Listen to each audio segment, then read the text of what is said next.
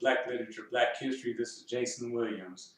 Okay, and tonight we're going to get into Marcus Garvey. Now, when we read in the Big C, the chapter when Langston Hughes went to Africa, he mentioned that the Africans there were very excited about Marcus Garvey and his Back to Africa movement that he was planning in the United States. So we're going to take a look into the Marcus Garvey and Back to Africa movement. Now, many of us have heard of this movement, and we have our different ideas of how that looked. And I know that Malcolm X's father was a follower of Marcus Garvey, and people who followed Marcus Garvey in the United States, they were called Garveyites.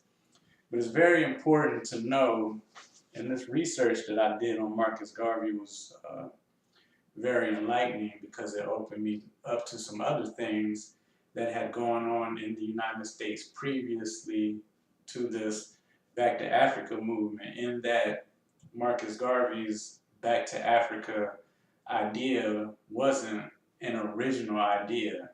Actually, Liberia, the African state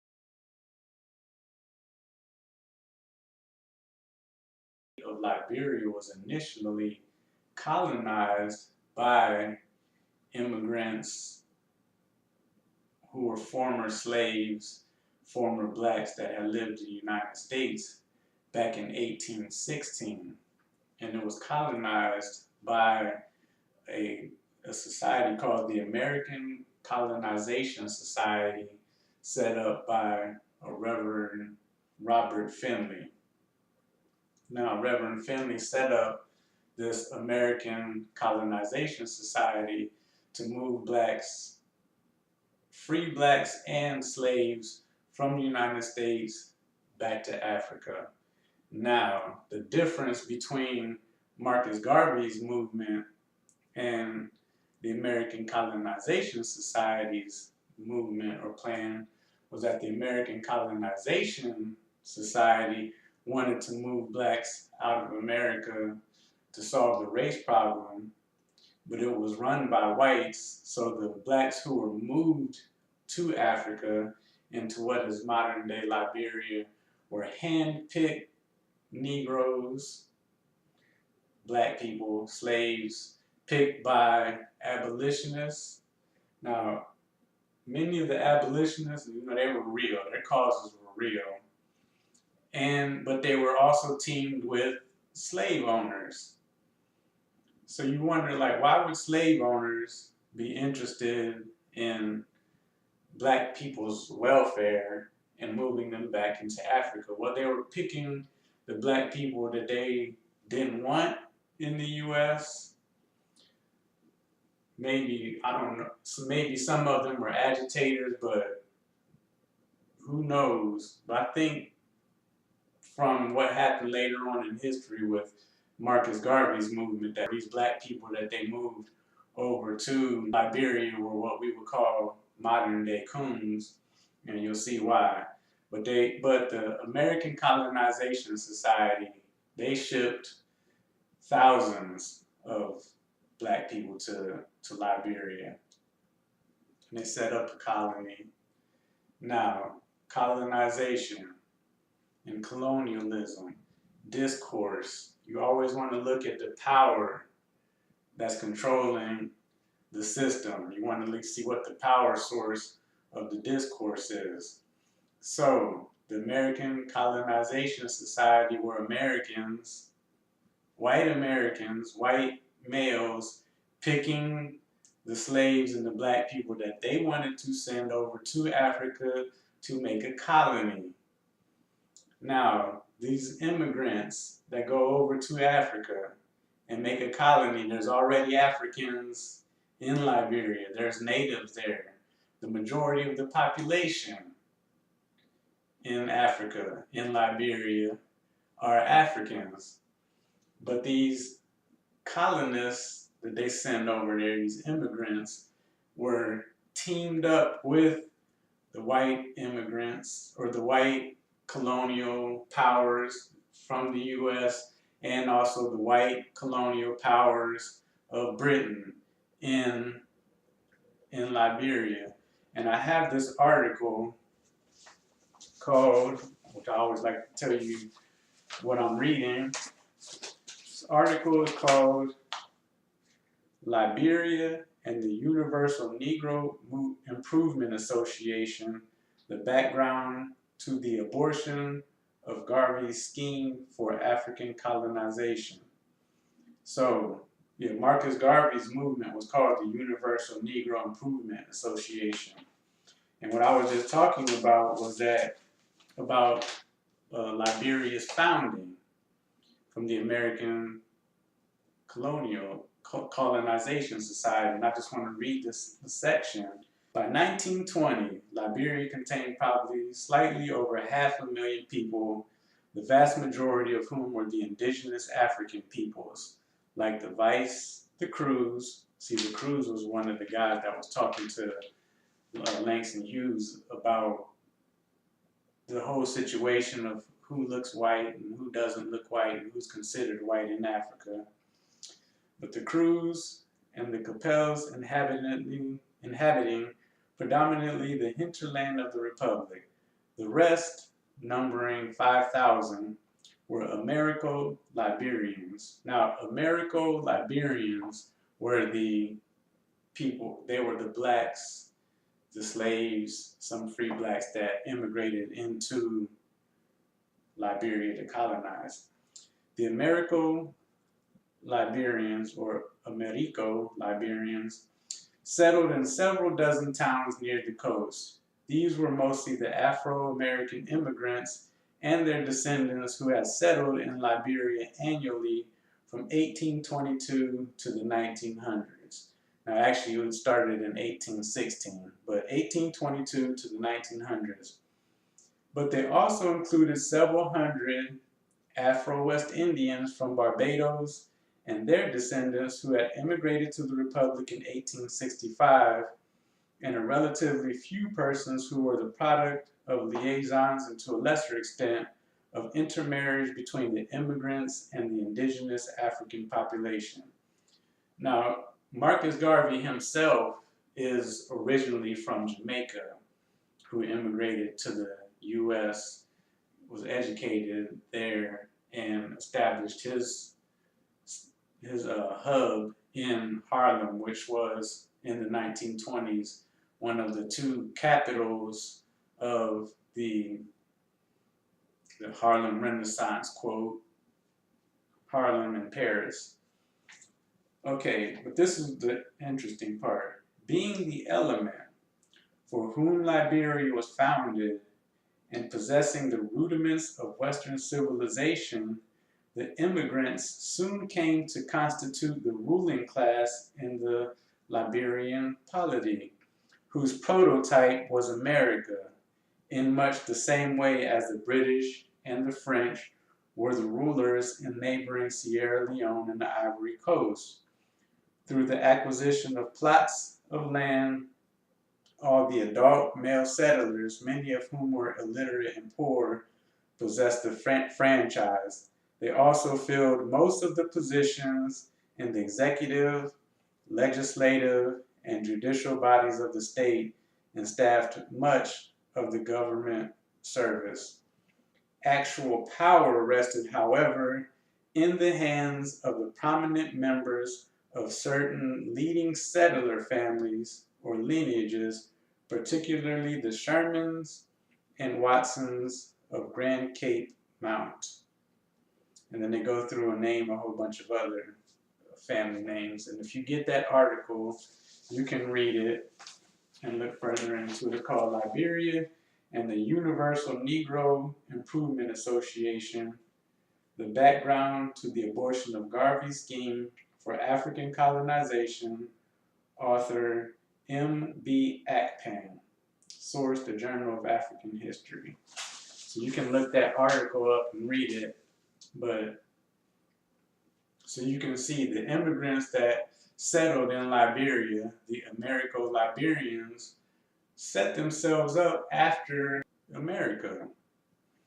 So the discourse, remember I told you discourse is where the power lies.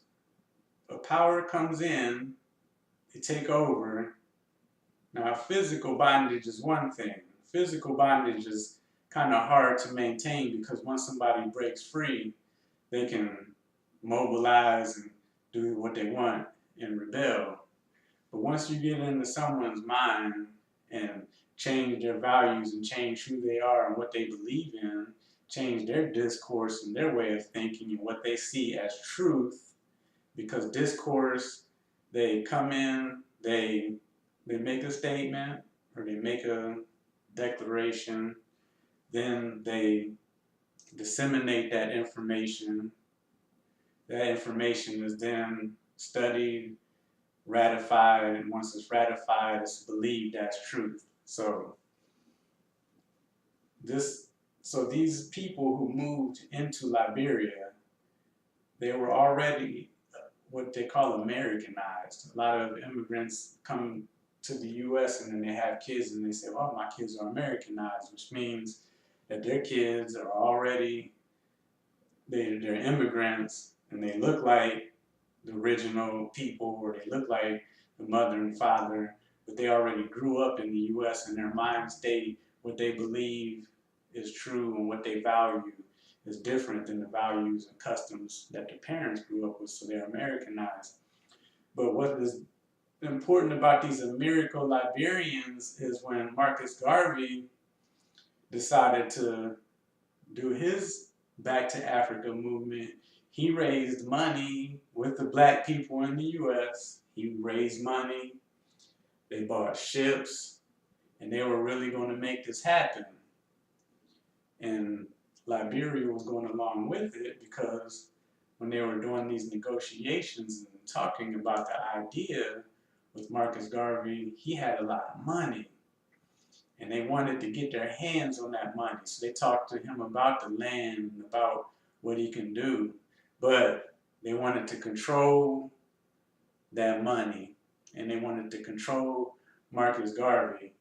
And the Liberians, the former slaves, the former free blacks that had come to Liberia that were picked by white Americans from the American Colonization Society in cahoots with all those neighboring colonists, European colonizations and colonies, they never wanted to give up their power. Now again, they moved there with their families and were established in like 1816. This is 1920, which is like about 100 years later. So their families are already pushed out to native Africans. They took them over using American tactics, American colonization tactics and discourse, and they took their land away from them. And then they had their positions, and Marcus Garvey, when he was coming in with his the Universal Negro Improvement and his Back to Africa movement, he was the self-claimed president. He was going to be president of this empire that he actually wanted to build. He wanted to build an empire, kind of like in 1804 with the Haitian Rebellion, and when they took over, when the slave rebellion in Haiti took place, and they kicked out the French and the Spanish and freed all the slaves from Haiti through the Dominican Republic, the overture and those leaders created what is called an empire, and they were the self-proclaimed leaders of that empire, which ultimately fell when those leaders became corrupt, which is a lot what happens in Africa. But these Liberians didn't want to give up their power. The European colonists in surrounding parts of Africa and also in Liberia with these families did not want to give up power. They wanted Marcus Garvey's money. They talked to him about this movement, but then they found out he wants to be the president. He wants to run the show. And he actually had a genuine interest in removing the European imperialists out of that area and actually improving the lives of the native Africans there. The Americo-Liberians had no interest in improving the lives of the native Africans there. They never did. When they came from the U.S., I don't know the mindset of these slaves and these free blacks when they went there, but you know, they were picked by white Americans. So we can imagine what type of people they were. And there were thousands. They give the actual numbers, like sometimes there were 2,000 that were sent at a time, but there were, what this article says, by 1920 there were over 5,000 there, but those were the descendants. But I believe that there's more from other research that I did about how many people that they sent there. But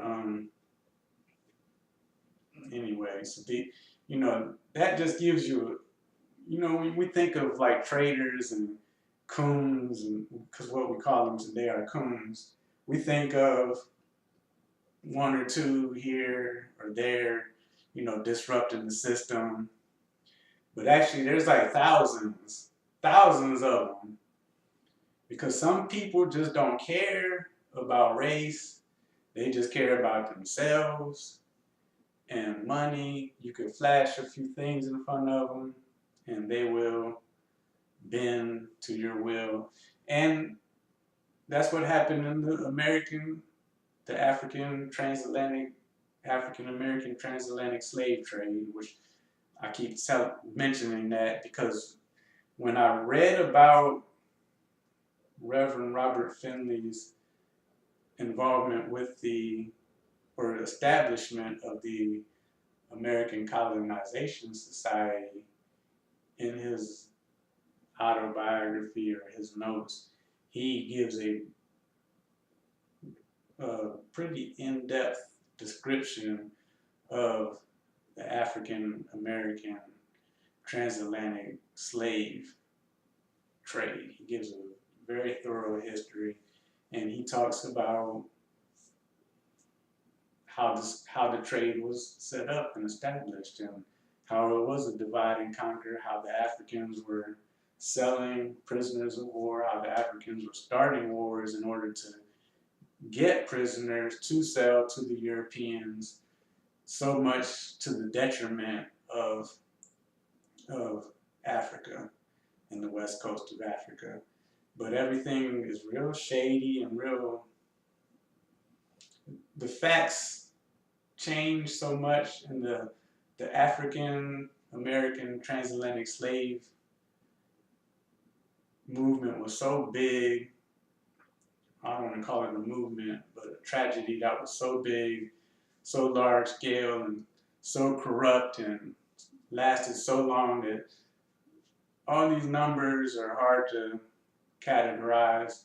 There's different accounts of it, but actually I think the Portuguese were the first ones to start it kind of with the Europeans, but the Africans were already taking prisoners of war and selling them.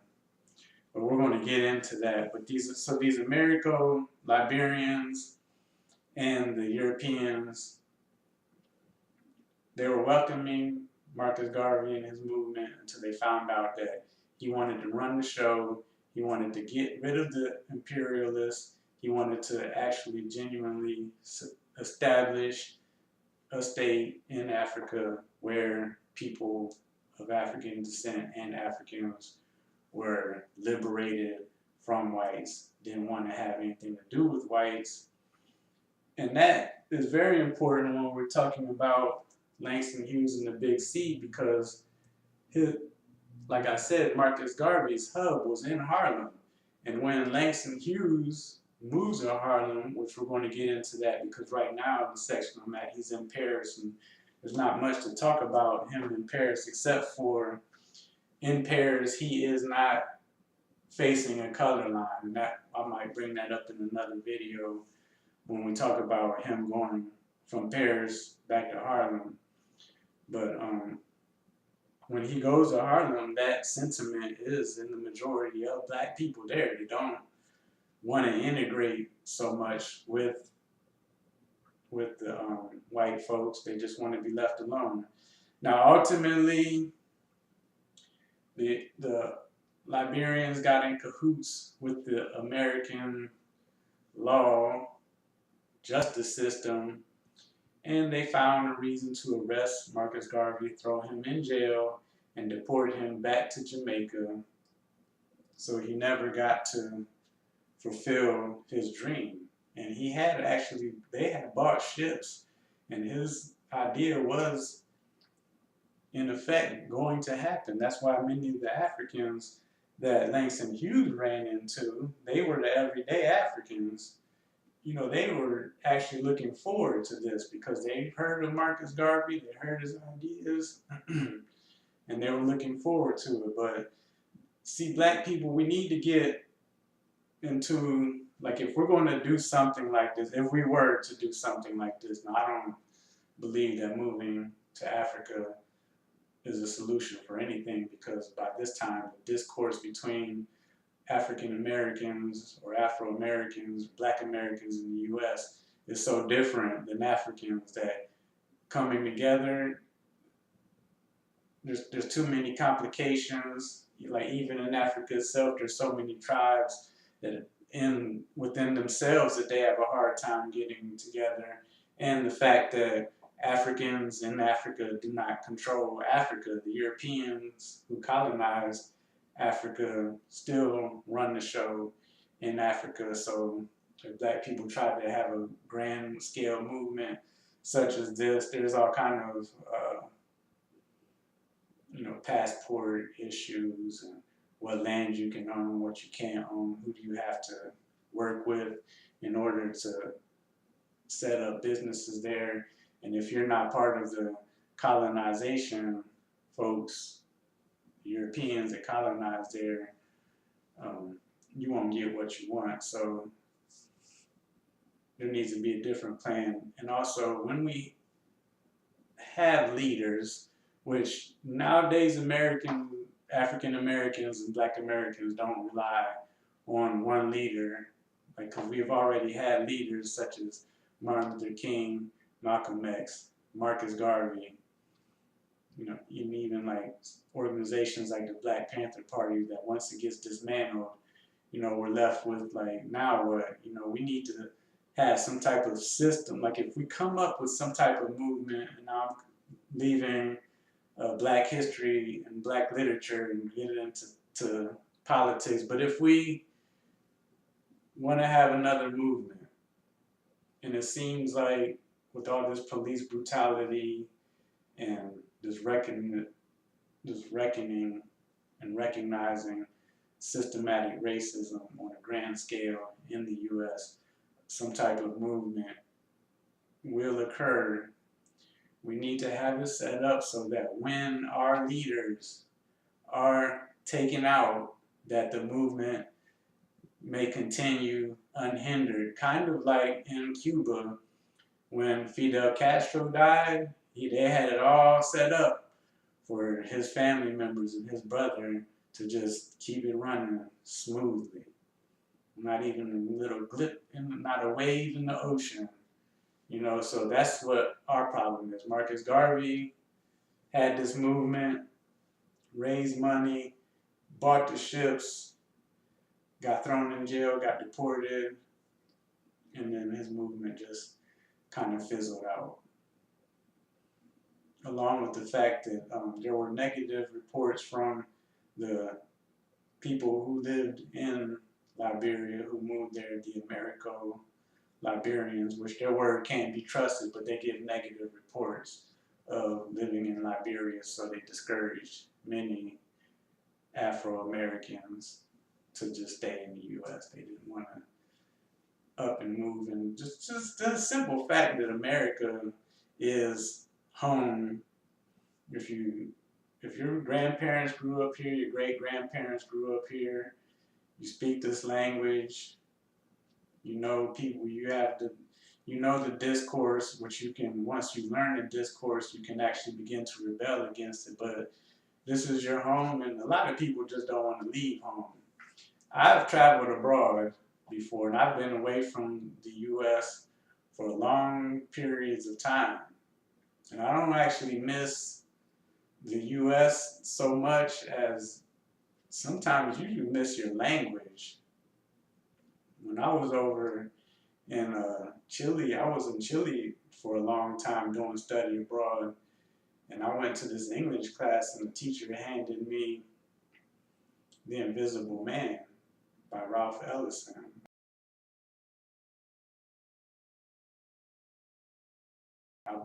We're going to go over that in this class when we get to the 1950s. But I read that book in like one day. I sat down and I got it. It was English, and I realized that I just missed the language. So there are things that you miss. So getting up your things and moving to Africa is not a good plan. Maybe doing something like what the Portuguese did in Cape Verde was they got their things and moved to an uninhabited land and established a colony there, which is negative because that was one of the first slave ports. However, still the Portuguese went to an uninhabited land and did what they wanted to do there with their evil ways and evil plans. And we can look at some of those evil ways of thinking when we read the documents and the journals of Christopher Columbus. It's exactly how they think.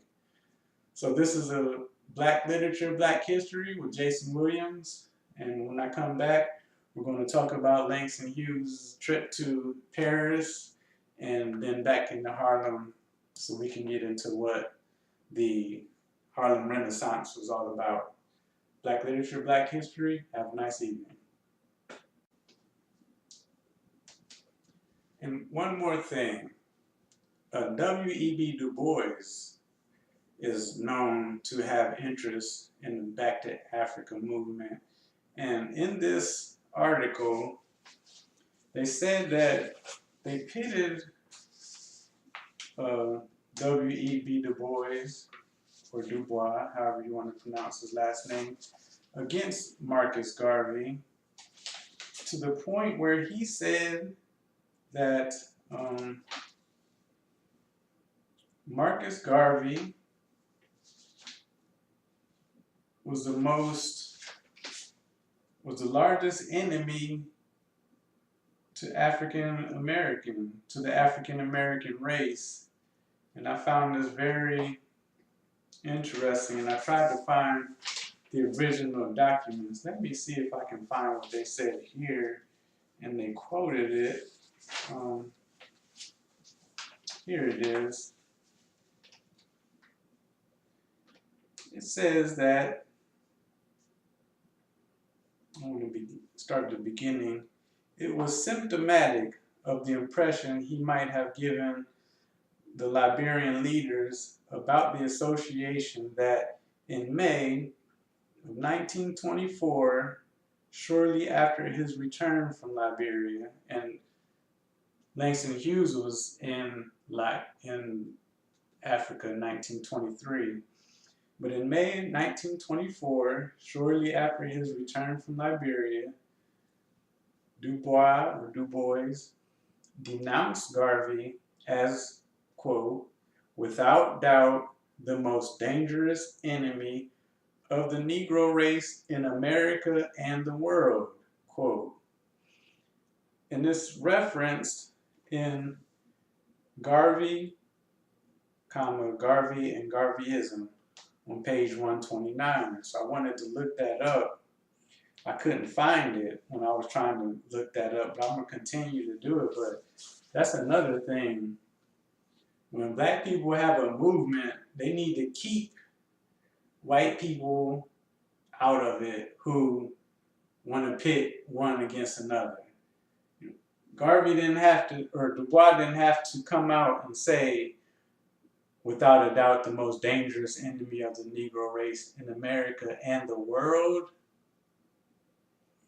And Du Bois, he had a problem with Langston Hughes. And because Du Bois and those like upper intellectual Negroes, you were trying to use propaganda to put out a false sense of black people. They wanted to erase everything negative, like all black people were angels. You know, they thought that somehow that would be the way to liberate black people, was to paint the picture as instead of them, you know, they were fighting racism, that we were all eating watermelon, eating chicken, being lazy, and what the definition of a nigger was and is today. There's no difference. If you think of what a nigger is, that's what they attributed to black people. So they wanted to fight that with an opposite picture of a black person. But that doesn't work. The only way that you can fight propaganda is with truth. So you can say, yes, that's what Langston Hughes and them were doing when they came out with that magazine called Fire. You know, they showed that there's some negative stuff going on, there's some positive stuff, but that makes you and your race and your people human. You know, they're not all intellectuals, they're not all angels, and they're not all victims, and they're not all suffering. They got everything in the race. And then actually in the black race, there's so much variation in the black race that they can't come together and do something collectively anymore like they did back in the past, because we're so traumatized, and now we got a little bit of money, we got a lot of money actually, and we're not using it correctly in our community to benefit the community. But again, so you know, even all the things that Marcus Garvey was trying to do and got stopped because he was genuine. You have W.B. Du Bois denouncing him, just like Obama had to denounce Louis Farrakhan when he was running for president. They always want black people to have to denounce those who should be working together in support. But by the time Barack Obama had to denounce Farrakhan, that was real lame and real cheap, because it was just transparent, you know, because he didn't want to do it in the first place, but he did it. They made him do it anyway. And Farrakhan was like, I still support him because, you know, he's just saying, you know, whatever it takes to get him to power, you know. So, but anyway, I just wanted to hit on that. This is Jason Williams, Black Literature, Black History. Have a nice evening.